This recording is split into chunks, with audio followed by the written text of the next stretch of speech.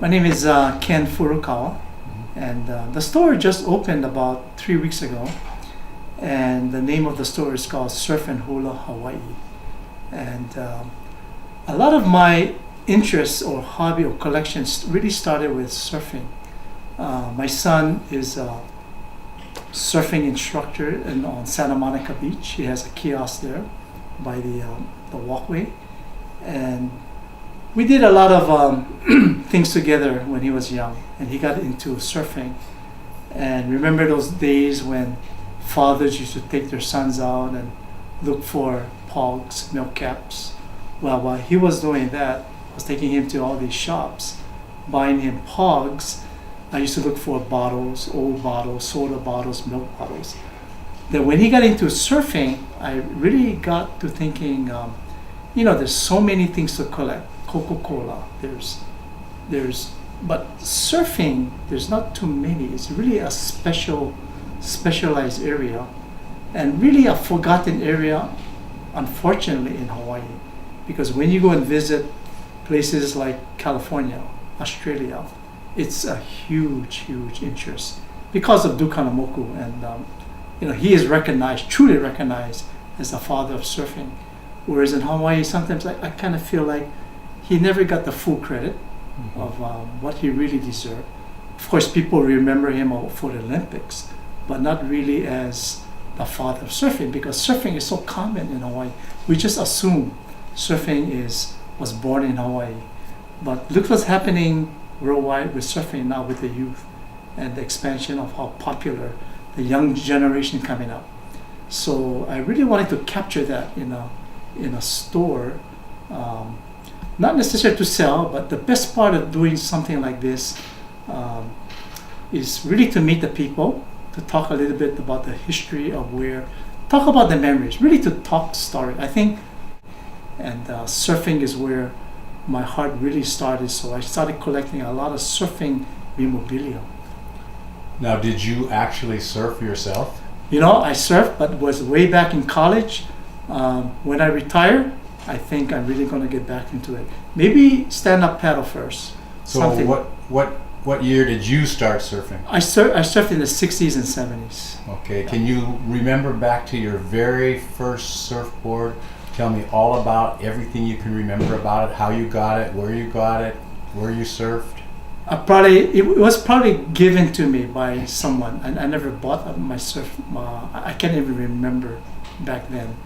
But back days, anything we got for free, we treasured it, It's a funny story because I tried to go back home after, 40 years, and I asked my mother, who is in her 80s, Mom, what happened to the surfboard I had under the house? She said, she left it on the side of the street for street pickup. And that's very typical with a lot of surfboards. They end up on the street. Mm-hmm. Somebody will pick it up because if it's, I don't think I had a wooden board. Mine was fiberglass, of course, but single fin. But a lot of them, sometimes they end up at Goodwill, Salvation Army. So you never know where you're going to find these boards. You don't remember the brand or the size or anything like that? I think it was Surfline Hawaii that I had. The size probably about 8 to 10 feet. I cannot remember. Color? Of course, I was 155 pounds back then, so it didn't have to be that big a board. The color was probably beige, yellow. Yeah. And where was your surf break that you surfed? I used to go Diamond Head, Bowls, Malamona, because I live right here in Kaimaki. So we would walk from Palolo Valley or carry it on the bikes, one arm back then.